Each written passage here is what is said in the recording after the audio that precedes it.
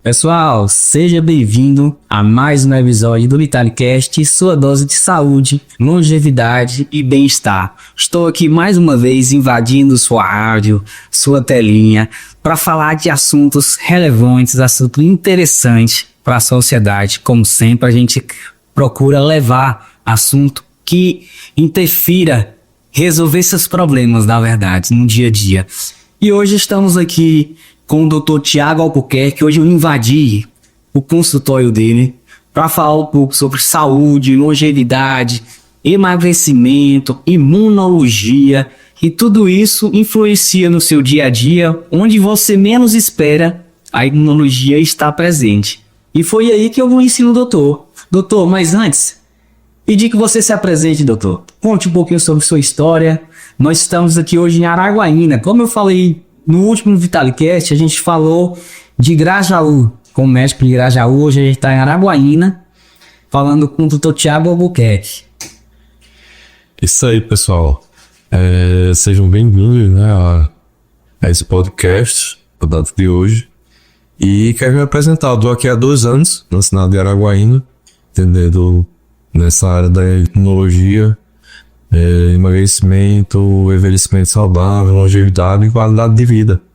Então eu tenho pós-graduação em obesidade, tenho pós-graduação em ginecologia e obstetrícia, tenho pós-graduação em imunologia, longevidade e qualidade de vida. Porque eu percebi que todas essas áreas, uma integra a outra, né?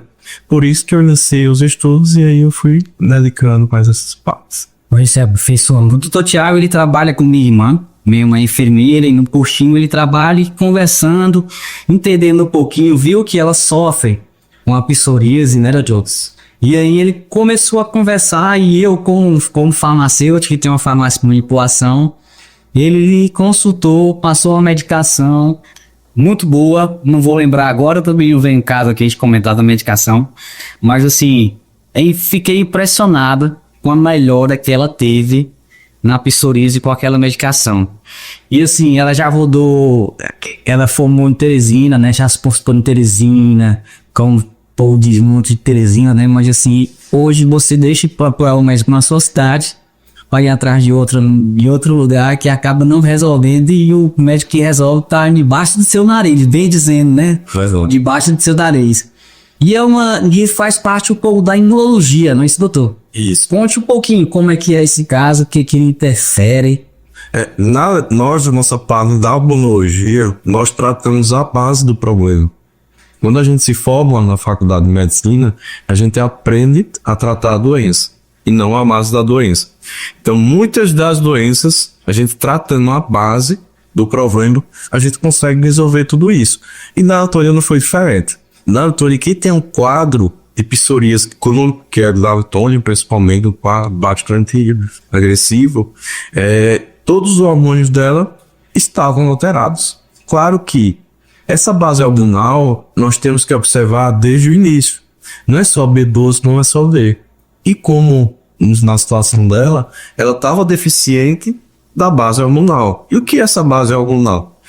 O primeiro hormônio é a melatonina, que as pessoas só associam ela ao som.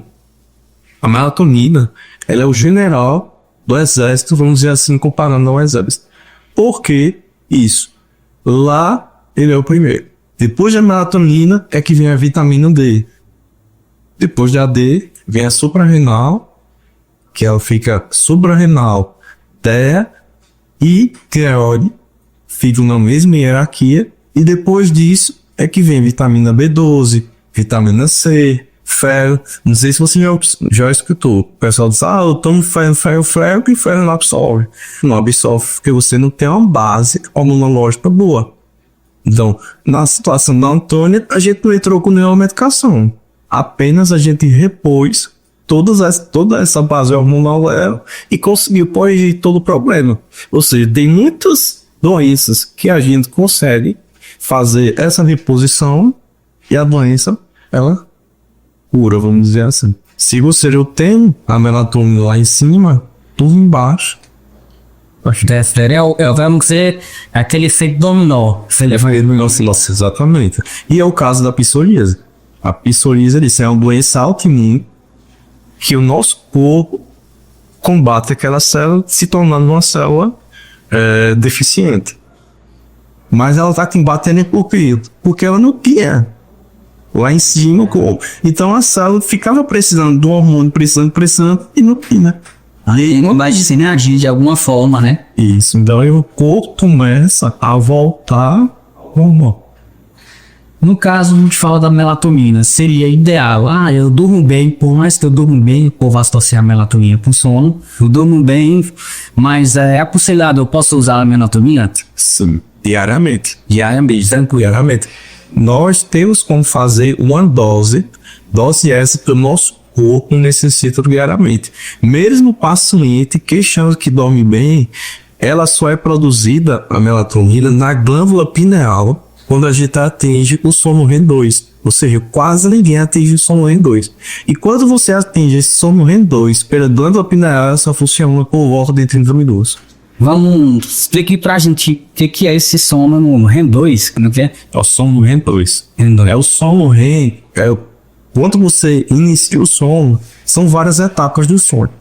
Então tem a etapa inicial, tem o sono REM1, quando você já entra profundo. E o sono REM2 é quando você já está mais profundo ainda.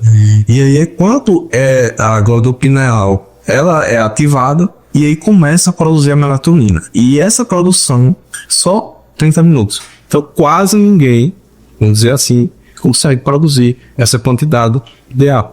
Então, a gente faz a reposição sem haver necessidade de induzir o sono. Que essa indução, vamos dizer assim, é praticamente... E se for indução, é uma indução natural, né? Porque é o hormônio que nós mesmos produzimos.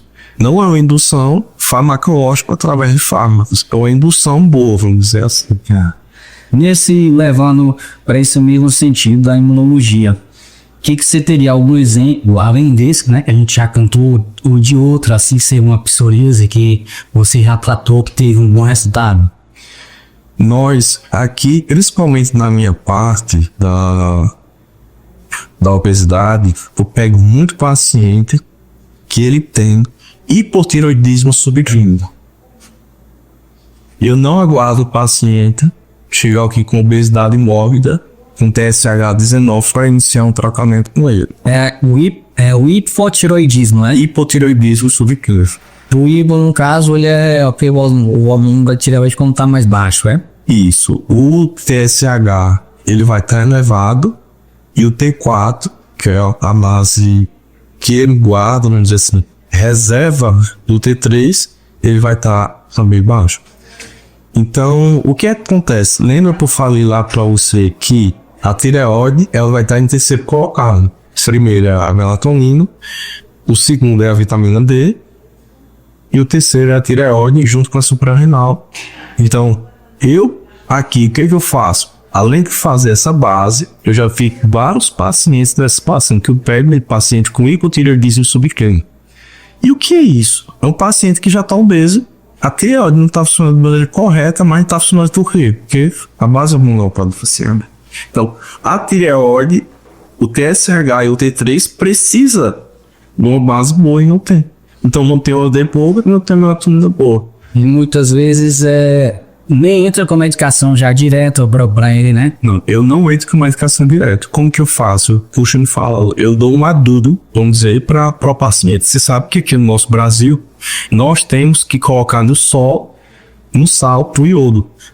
Tem como obrigação de colocar no iodo, só que o iodo, a partir do momento que ele leva a temperatura, ele evapora. Então, muitas vezes o paciente não necessita você ter que entrar com medicação. Você dá um adubo, vamos dizer assim, com iodo, com selênio e outros, e fazendo uma reposição de base, o paciente volta ao normal, sem haver necessidade de entrar com levotiroxina. Lembrando que, às vezes você entra com levotiroxina, que é o T4, que é o hormônio da tireoide, sendo que você tem uma deficiência do T3 reverso. E aí você não consegue transformar o T4 no T3. Então você toma levotiroxina, às vezes você chega a tomar 125 microgramas de levotiroxina sem ter essa necessidade, porque você tem uma deficiência do reservas. Então É uma cadeia, né? é uma cadeia. O nosso organismo é bem inteligente, né? Você percebe que, né, é bem complexo, né, em tudo isso. E às vezes a pessoa só chega e diz, não, eu quero tomar só uma D, quero tomar só uma testosterona. Eu costumo falar, a gente, para poder fazer qualquer reposição hormonal, a gente tem que fazer uma base boa. Eu costumo dizer assim, não podemos começar uma casa pelo telhado, a gente tem que começar uma casa pela base, fazer uma base boa, para a base ela ser bem construída. E essa base, para poder ser construída, ela leva tempo, não é do dia para a noite. Doutor, o Vitalicast, além de ser transmitido no YouTube, no Instagram, ele é transmitido também todas as sextas-feiras, às 13 horas, na Rádio Boa Notícia, que é uma rádio de grande abrangência que a gente tem lá em Balsas. E dúvida muito comum, que quando a gente fala, quando eu vou na rádio, que eu falo, eu comento, muita gente manda mensagem perguntando. É o sono, né? Que você falou um pouco também sobre o sono. E na melatonina também. Muitas pessoas dizem que você dormindo, o sono mais reparador é aquele sono antes da meia-noite. Isso tem alguma relação mesmo ou não? O importante é você dormir o que for necessário, 5 horas, 6 horas. O importante é você ter uma qualidade de sono boa. É por isso que eu costumo falar, você tem dificuldade para iniciar e manter um sono. Porque o que importa na realidade é você manter um sono e manter um sono de qualidade. Você atingir esse sono REM, vamos dizer assim. O sono REM é o sono reparador. Se você não atinge esse sono REM, no início, quando você acorda pela manhã, é como se você não tivesse dormido. Cansado. Então você não está tendo um sono reparador no sono de qualidade. Então você não está conseguindo atingir esse sono REM, o sono reparador. Outra, falando em sono agora, continuando, né? A gente fala muito da ansiedade, o estresse e depressão. A gente acha que quando não tô conseguindo dormir, é só insônia. O pessoal já acha isso. Não, é insônia. Mas aí tem relação, depressão, ansiedade, a você não dormir? Tem relação, inclusive, tem artigos científicos na base da imunologia que, por muitas vezes, eu costumo falar, muitas vezes a gente trata problema e não trata a base do problema. Por exemplo, a ansiedade é um depressão. Por muitas vezes você pode repor alguns hormônios e acabar até com o quadro da ansiedade, dependendo do quadro em si. Temos muitos artigos científicos que demonstram isso. Por exemplo, você acorda fadigado. Quem tem ansiedade, depressão, ele provavelmente teve um pico de cortisol muito elevado, ele se tornou agudo, do agudo ele se tornou crônico. A partir do momento que o cortisol se torna crônico, ele não consegue produzir mais uma quantidade ideal de cortisol. As pessoas só associam cortisol ao hormônio do Dr. Fuas, né?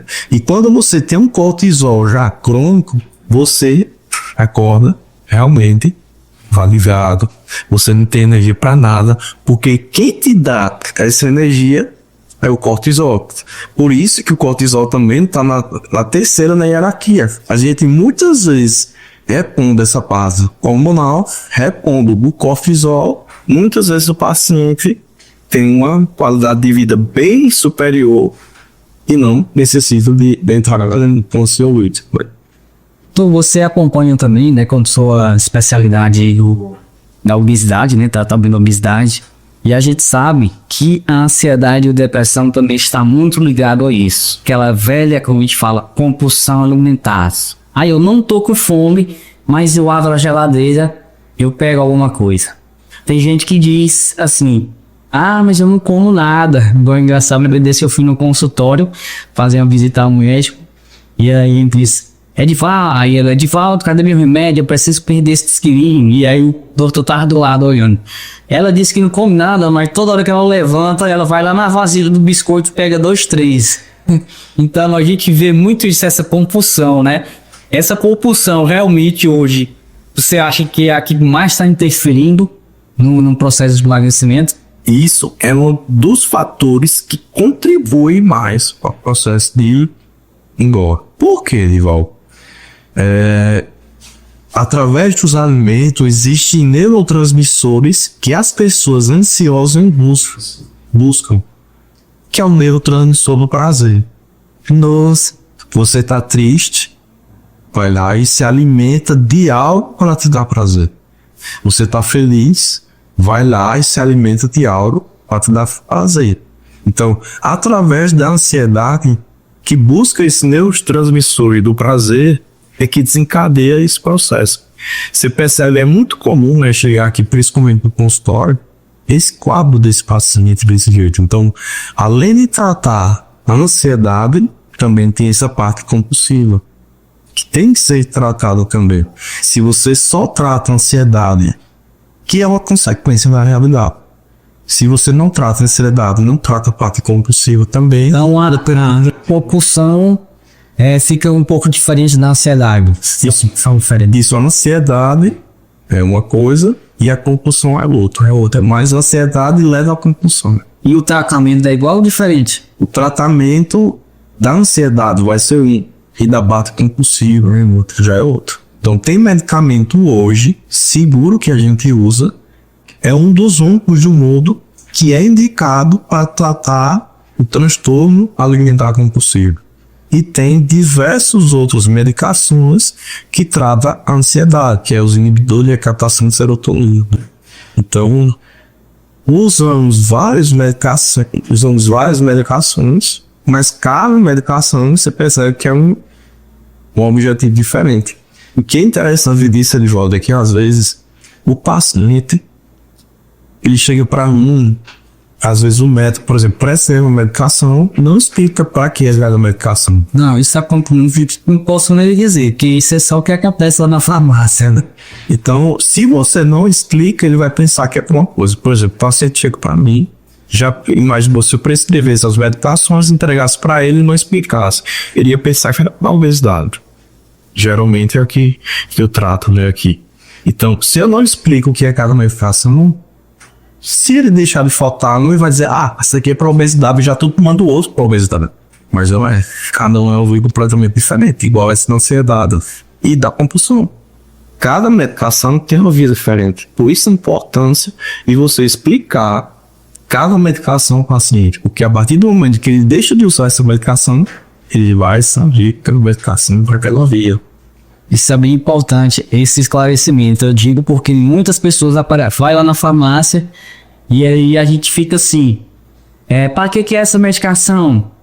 E aí muitas vezes a gente não sabe por que ela foi se consultar. E aí vamos dizer que tem uma medicação para ansiedade. Se eu digo que essa medicação é para ansiedade, ela vai dizer, mas eu sou ansioso, eu não tenho isso, é aquilo. E aí a gente muitas vezes fica até no sinuva de bico, né? Sem saber o que dizer. Aí tenta contornar um pouquinho. Olha, o que você tá sentindo? O que você foi consultar com ele? Para poder entender um pouquinho mais, né? Mas a gente falou um pouco da ansiedade, né? Você disse que é um dos fatores. O outro fator que você acha que é crucial para a obesidade? Além do hipotireoidismo, é a insulina. A insulina, a resistência à insulina, é um dos fatores que levam o paciente também à obesidade e no futuro desenvolver um quadro de diabetes, né? Você observa que por muitas vezes os médicos eles solicitam só a hemoglobina glicosilada. Essa hemoglobina glicosilada, ela só vai mostrar para você os outros 3 meses da insulina. Então faz uma média dos outros 3 meses e te dá um marcador ali. Só que se você observar e solicitar a insulina do paciente, e o paciente obeso, por exemplo, ou então iniciando o quadro de obesidade, já vai cair elevada. Ali já está iniciando um processo para no futuro desenvolver a diabetes. Então, você consegue fazer um diagnóstico mais precoce desse paciente através desse marcador. E você observa que a maioria dos obesos, ele tem uma mancha escura aqui no pescoço. E nas regiões íntimas elas escurecem também. Isso é devido à resistência à insulina. Isso é o corpo que está demonstrando. Só que às vezes você faz um marcador da hemoglobina glicada e ele está normal. Só verifica só o se subiu, que vai estar elevado. Às vezes tá normal, aí o médico chega e diz, isso aqui tá normal. Não vou tratar, não.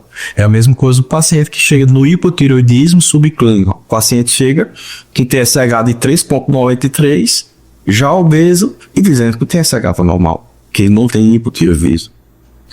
Hoje se fala muito na questão do... Eu acho que estão até querendo um pouco mudar essa tabela aí dos exames, né? Que você lê muito o exame hoje, e aí tá lá, não, tá normal. Mas aí normal pra quê? Né? Existe o normal, que é a média, né, brasileira, e existe o seu normal, que você precisa um pouco mais. Eu acredito que, se eu não me engano, eu tava lendo outro dia, estão até querendo grudar um pouco mais isso, né? Que isso é bem pessoal, né? Isso, principalmente na minha área. Na minha área, os marcadores, para mim, muitas vezes está dentro da normalidade. O paciente, para mim, não tá normal. Por exemplo, a insulina acima de 10, para mim, já tá elevado. Já o marcador, alguns no laboratório dizem até 25. Então, o que são esses dados de exames? Lá no passado, pesquisou entre uma criança e um adulto qual o limite de normalidade, e permaneceu até hoje. Só que a gente observa que diversos marcadores não vai por fora. Por exemplo, um paciente que chega para a gente com a testosterona 250, vai no médico, vai dizer, não, isso aqui tá normal, eu tenho 300. Ela varia de 250, de 300 a 900, aqui discrepância grande. E aí você chega com o paciente 300, o paciente já tá um jeito, ou embaixo, no outro, né? Então você percebe que esses marcadores realmente tem que ser analisado de fato, e lembrando que a clínica do paciente é soberano. O que é que quer dizer isso? Por muitas vezes o marcador pode dizer que não tá, mas a clínica do paciente é soberano. Sempre na medicina para a clínica é soberano. Um outro marcador, quando eu costumo falar, é do hipotireoidismo subclínico. Por exemplo, você pega um paciente que já está obeso, para a gente comprovar que é até melhor, eu acho, de que certos exames laboratoriais, porque o exame laboratorial pode mudar muito desde a coleta. Então você pega a temperatura do termômetro, coloca na liga e fecha. Paciente que ele tem um hipotireoidismo, ele vai ser abaixo de 36,3 a temperatura matinal dele. Essa eu não sabia. Então tem dois exames clínicos que a gente treina, realidade. Você vai ver que um paciente tem a característica do hipotireoidismo. Qual é? Na língua, você coloca perto do paciente em cima, mais ou menos, pode pedir para colocar que ele vai ter uma marca no dente. Na língua? Na língua. Quando você coloca pedir para ele colocar a língua para fora, você vai ver a marca nos dentes dele. O outro marcador é a temperatura matinal. Assim que acorda, faz a temperatura matinal. Se der abaixo de 36,3, pode ter certeza que isso mesmo vai dar. Paciente que tem subclínico. E o outro marcador é aqui na pele, aqui atrás. A pele aqui atrás, quando você vai pegar, ela você vai ver que ela é fininha. Sim. Depois você pega e passa no obeso. Você não consegue fazer isso daqui, ó, por exemplo. O paciente obeso que a gente chama da picanha, né? Na hora que pega, que tem o hipo subclínico, que ele vai estar gordo. Isso aqui você não consegue fazer essa pinça, vai caber gordo. Então, tem esses três exames clínicos que a gente faz, e aí faz o diagnóstico também do hipo subclínico. Claro, de ter os fatores que contribuem na anamnese para poder fechar o diagnóstico, né? Mas esses laboratórios realmente tem que ser alterados. Quanto que mudou, vamos dizer, de 5 anos para cá, até questão de alimentação, de produtos industrializados, ou agrotóxico, ou isso, ou aquilo, e tudo isso influencia um pouco no dia a dia, né? Doutor, a gente falou do emagrecimento e relacionado à resistência à insulina, né? E a gente não pode deixar de comentar um pouco sobre as canetinhas emagrecedoras, né? Que aí elas entram nessa resistência à insulina. Isso, ela entra tratando essa parte também, mas eu gosto muito de frisar, Edivaldo, que essas canetas, qual a substância que ela tem na realidade? Ela tem dois hormônios, que é o GLP-1 e o GIC, que o nosso corpo produz. Então a gente coloca de forma exógena no paciente, igual a gente repõe a testosterona. Então às vezes as pessoas confundem e pensam que é apenas essa medicação que ela vai ter um efeito. Qual o objetivo dela? É te deixar saciado. mas o paciente fica saciado. Eu gosto muito de dar o exemplo. Por exemplo, você chega em uma pizza no final de semana, você pega uma pizza. Você acaba que come 2 fatias dessa pizza e você fica saciado. Mas você termina comendo outro. É o diapato compulsivo. Então, se você tá saciado, muitas vezes você vai comer. Então, tem a atrapa compulsiva, tem a veia da insulina, tem a veia do hipotireoidismo, que a gente tem que observar se o paciente tem para poder tratar, senão ele engola, volta, o efeito sanfona. Tem a via de realmente da eliminação de fato de gordura. Então, tem diversas outras vias. Eu gosto de pegar muito do paciente aqui. O paciente chega aqui usando para mim a dose máxima da zepatina. Não é hemorroida, mano. Não é hemorroida. Por exemplo, eu tenho um paciente aqui que desde dezembro ele usa semanalmente a dose de 15 miligramas. Ele usava até a original. Ele tem uma condição financeira boa, então ele viaja atrás, ele mesmo traz essas injeções dele, ele fazia uso. Hoje, nos últimos 2 meses, ele já estava evoluindo com o peso. Em vez de regredir, ele já estava evoluindo. Então ele veio para mim, a gente iniciou o tratamento na primeira semana de 6 quilos. Então, pessoal, você quer um atendimento de qualidade, um acompanhamento de qualidade, então procure um profissional. A gente vê muita gente aí na cidade tomando de qualquer maneira, né? Sem saber que eu já vi muita gente tomando, dizendo que não teve resultado de nada. Então tá aí uma boa explicação, né? Isso, eu não tenho resultado de nada, então...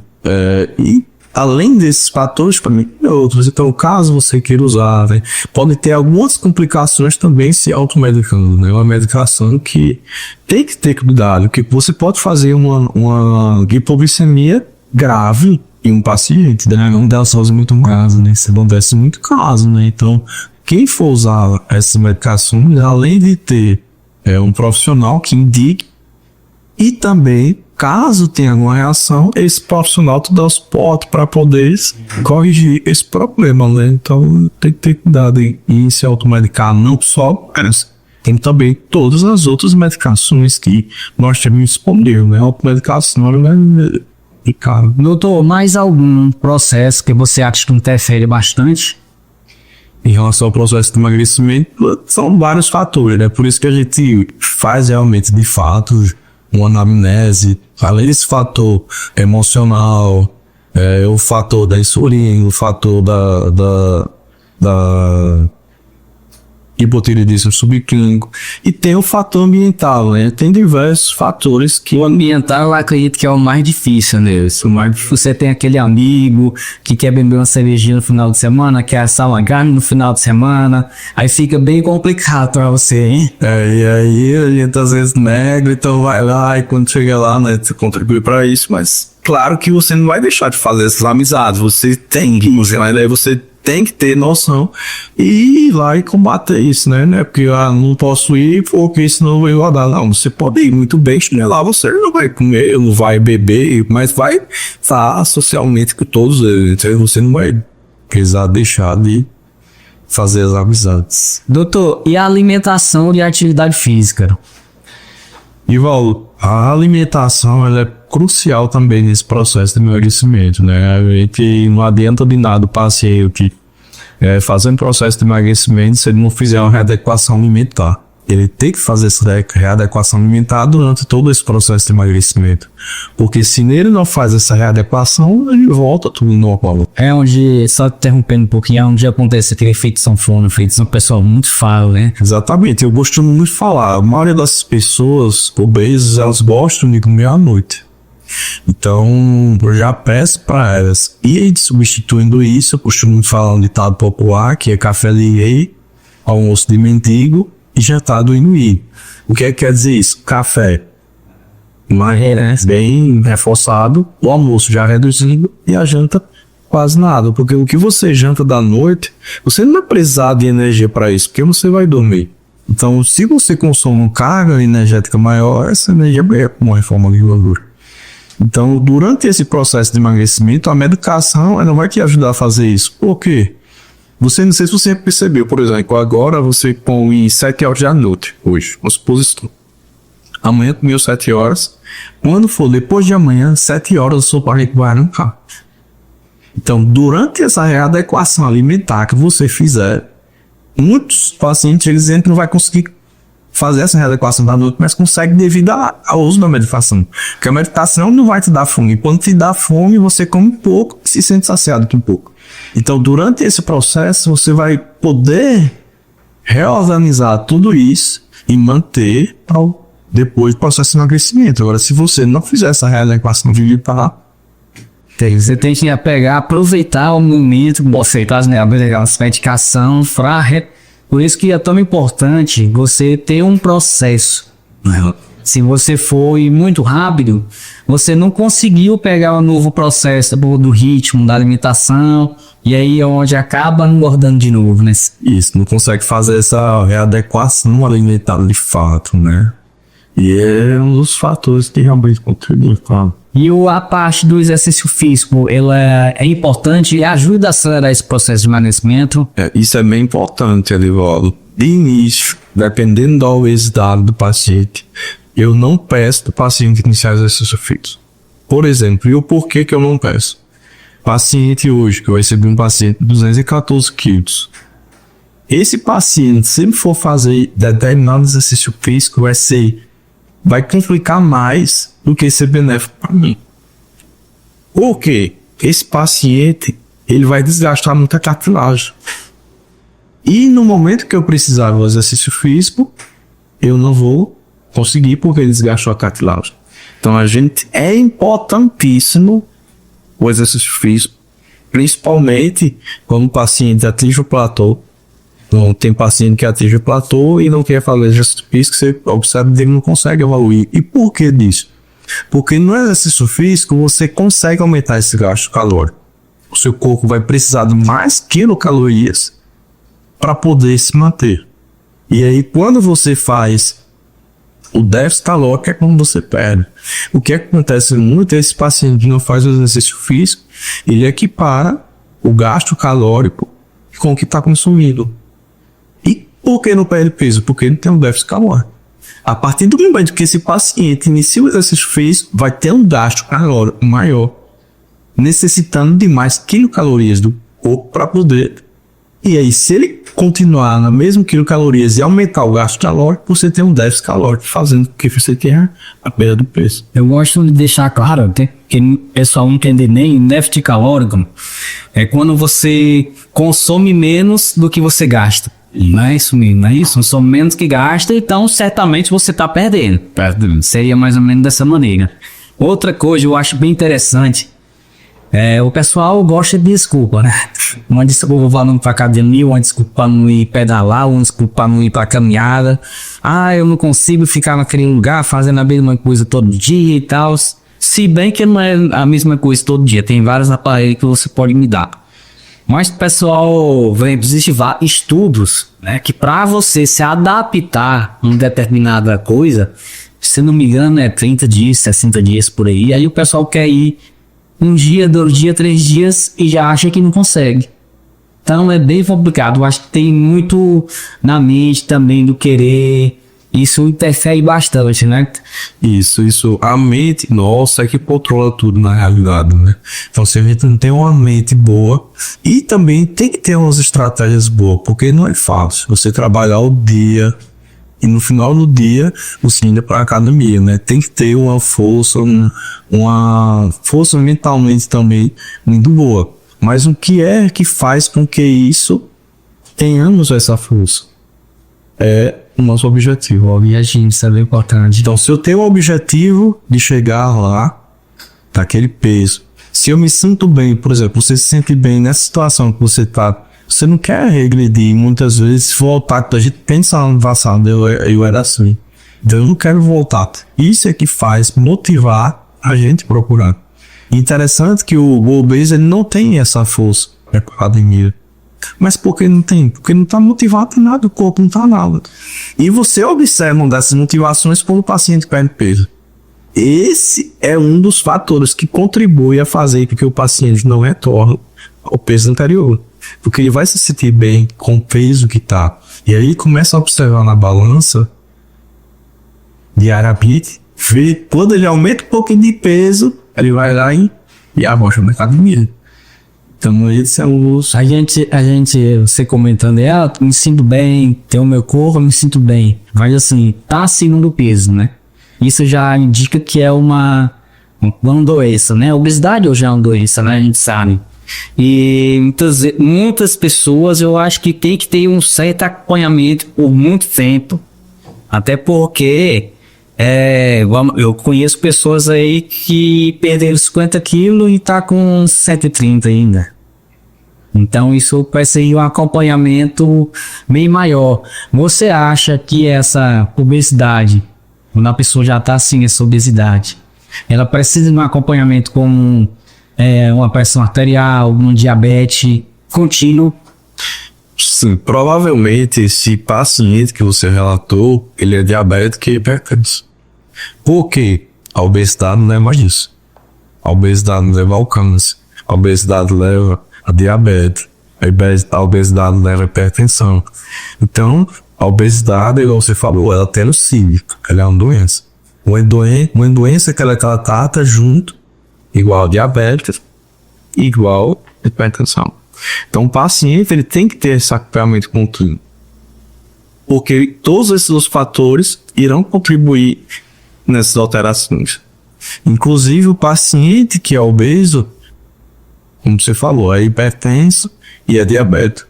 Se você não trata isso, pode levar a ter uma insuficiência renal crônica lá na frente, porque a diabetes, ela afeta os rins, e a pressão também afeta os rins moderados, e a pressão também afeta os rins. Quem controla, vamos dizer assim, resumidamente, a pressão por rins.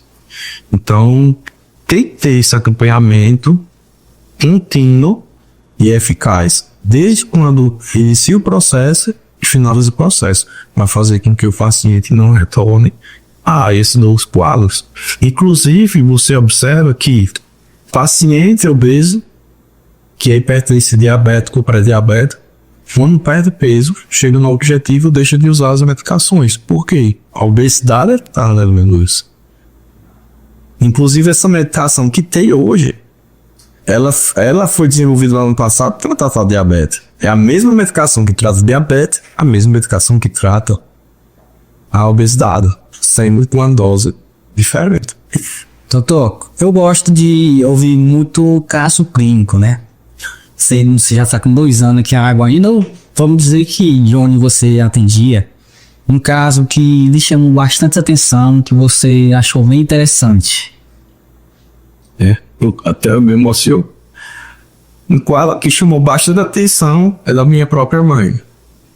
Porque ela é uma mulher menopausada, que a gente sabe que mulher que já é menopausada não faz reposição hormonal. Ela cria um ciclo contínuo de aumento de gordura subcutânea.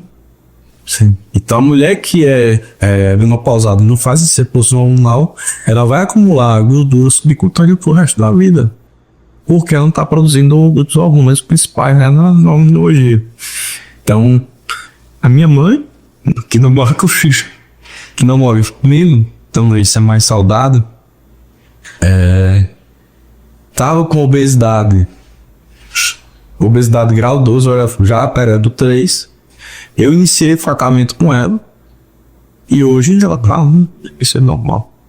Então, esse foi um dos casos que mais me comove, né, até hoje.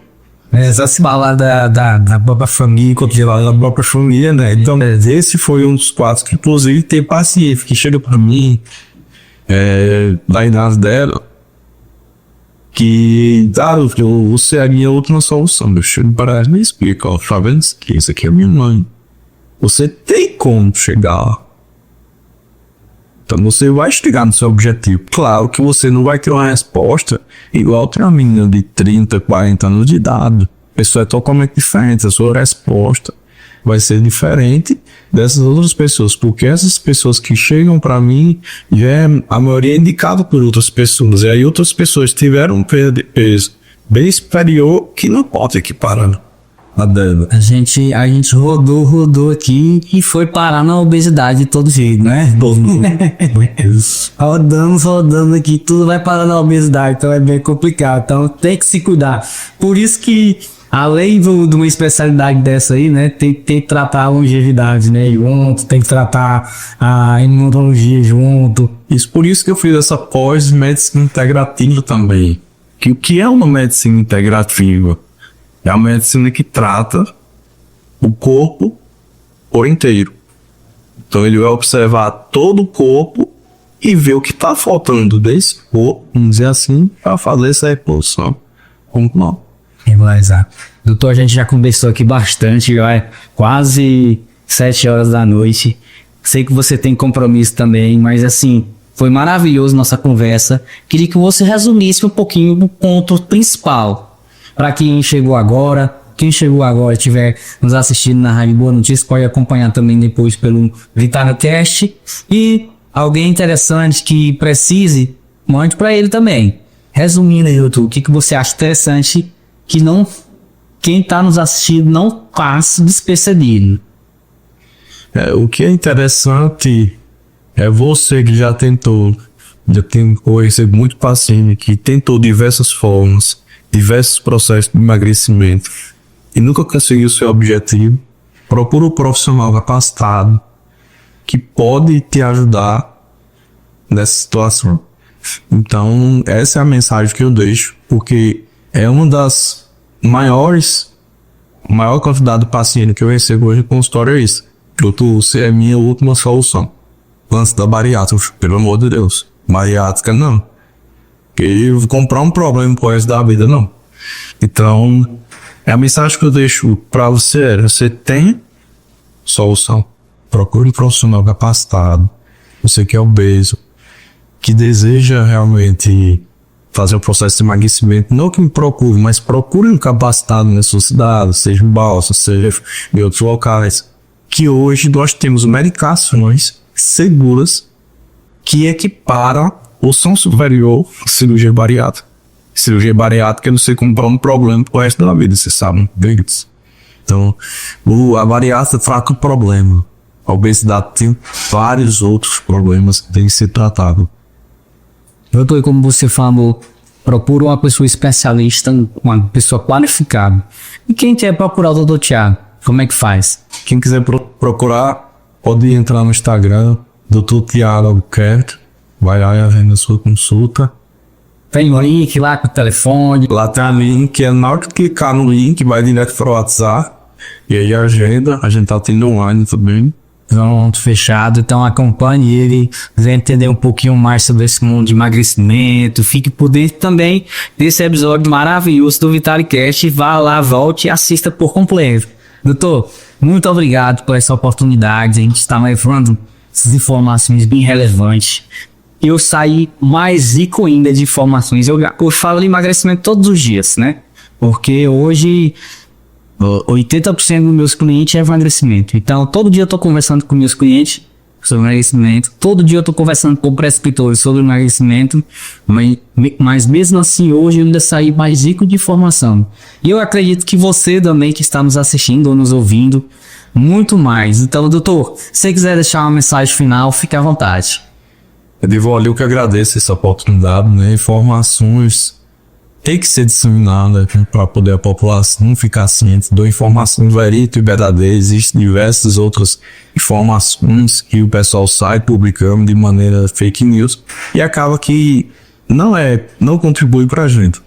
Então, eu agradeço a oportunidade por ter passado para todos os seus seguidores informações verídicas e sempre estou aqui à disposição do que você precisar. Obrigado, doutor. Pessoal, esse foi mais um episódio do VitaliCast. Fique ligado todas as sextas-feiras na Rádio Boa Notícia às 13 horas e no Instagram às 20 horas. Então, até a próxima.